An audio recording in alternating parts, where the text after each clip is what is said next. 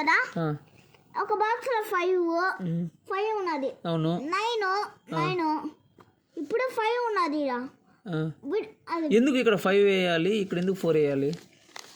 ఎందుకంటే ఒక ప్లేస్ అది కదా, ఇది 100 ఓకే 3 అనేది 300 అంటాం కదా, అందుకనే ఇది 100 అని. 359 అంటే 50 10s ఉన్నాయి ఇక్కడ. 5 10s ఉన్నాయి. సారీ 5 10s ఉన్నాయి, 9 1s ఉన్నాయి, ఇక్కడ 3 100s ఉన్నాయి కదా. ఓకే నాన్న, ఓకే. నువ్వు ఇటు పెట్టుకొని చెప్పు చూద్దాం ఎన్ని ఉంటాయి.